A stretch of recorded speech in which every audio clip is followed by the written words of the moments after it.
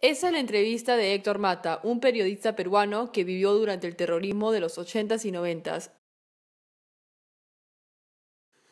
El terrorismo es cualquier acto violento que está destinado a crear miedo en poblaciones civiles. La causa del terrorismo en el Perú es bastante compleja. Para entender el fenómeno que afectó el Perú en los años 1980 a fines de 1990, hay que entender la historia del Perú contemporáneo desde sus orígenes hace casi 200 años, incluso antes.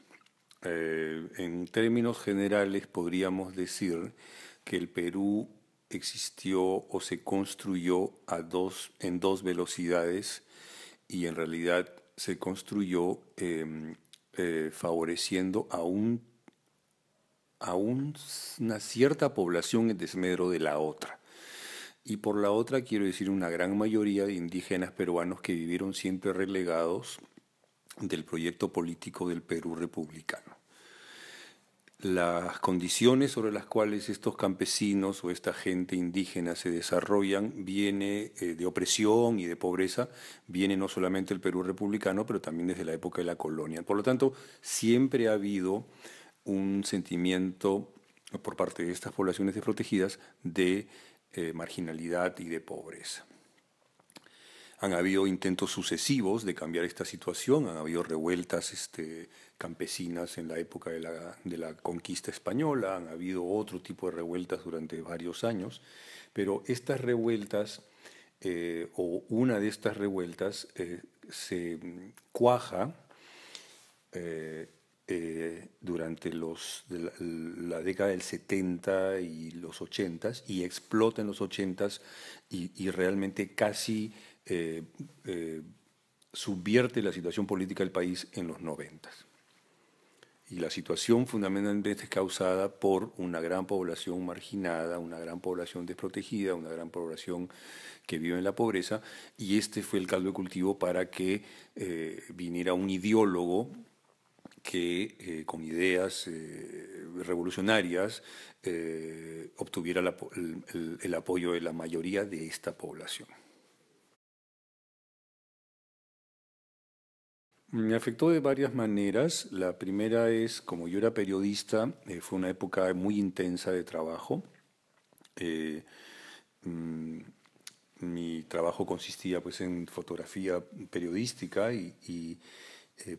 recuerdo esa época de mucha intensidad, de mucha actividad, eh, de mucho compromiso y de mucho dolor. De una manera personal me afectó de manera emocional porque pues presenciamos a todos los periodistas que participamos en el registro de esta época, pues actos de violencia extrema, muerte, dolor, sufrimiento, y eso psicológicamente pues en algún momento te empieza a afectar, ¿no? Y eso es algo que nos dimos cuenta después, ¿no? En el caso mío, cuando ya después dejé de hacer este trabajo, me di cuenta de las condiciones en las que había vivido y la dificultad por las que habíamos pasado y pues las consecuencias psicológicas que me habían causado, ¿no?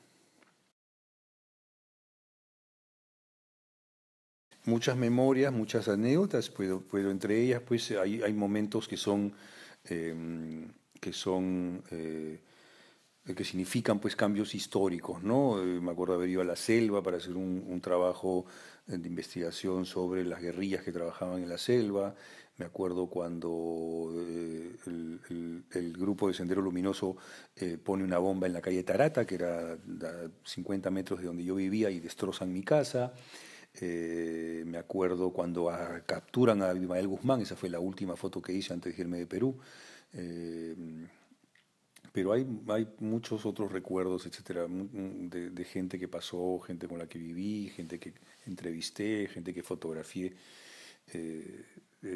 Sí, muchos recuerdos, ¿no? ¿Cómo te afectó en el futuro el pasar por los años de terrorismo? Pues Pues lo que pasa es que uno por una cuestión de trabajo, uno desarrolla una cierta medidas de protección para protegerte emocionalmente, o al menos crees tú que te proteges emocionalmente lo que tienes delante, ¿no? Y, y uno no se da cuenta, pero vas acumulando eh, una serie de experiencias dolorosas que vas acumulando en el inconsciente. Desarrollas una serie de reflejos que te permiten protegerte de la violencia, y es cuando sales de ese contexto y bueno, en el caso nuestro fuimos a una sociedad que, no, que vivía en paz y vivía con absoluta tranquilidad. Nos dimos cuenta hasta qué punto habíamos desarrollado estos mecanismos de defensa para protegernos de toda la violencia que ya habíamos vivido, ¿no? Entonces nos costó varios años eh, un poco olvidarnos de eso, apaciguar un poco ese miedo, ese temor que era inherente a cualquier o a cierto tipo de actividad que hacíamos profesional. eh, y al final nunca, es curioso, pero nunca se fue del todo, ¿no? Yo me acuerdo cuando estábamos en California, ya años después de haber estado en Perú, eh, como que eso ya formaba parte del pasado, y cuando suceden los atentados de septiembre 11, nosotros estábamos en California, ni siquiera estábamos directamente afectados, no teníamos nada que ver con Nueva York, pero el hecho de presenciar este ataque a las Torres Gemelas hizo que ese miedo que yo había sentido antes cuando estaba en el Perú regresara, ¿no? Entonces, yo no creo que uno nunca deja olvidada esas cosas. Yo creo que el impacto emocional que tiene lo llevas dentro y te forma como individuo de alguna manera, ¿no? Uno lo mitiga, uno lo controla, uno lo trabaja, pero forma parte de tu formación como individuo, ¿no? Entonces, eh, ese miedo primario, ¿no? Ese miedo primario a la violencia es algo que pues está grabado pues en mi inconsciente de alguna manera, ¿no? Eh, lo he aprendido a controlar, lo he aprendido a manejar, lo he aprendido a orientar hacia otras cosas, pero el sentimiento primario existe, ¿no? Y creo que es algo que está engranado en la condición humana en general. En el caso nuestro, aplicado pues a, o aplicado pues a los métodos de supervivencia que teníamos cuando trabajábamos en zonas con esas características, ¿no? Y es algo que me ha sucedido y que he aplicado después cuando he estado expuesto a situaciones de violencia también, pero ni siquiera en el Perú, sino en otros países, en otras circunstancias, pero esos mecanismos de defensa que desarrollamos cuando estuvimos acá me sirvieron para poder operar de una manera eficiente en otras situaciones de conflictos similares.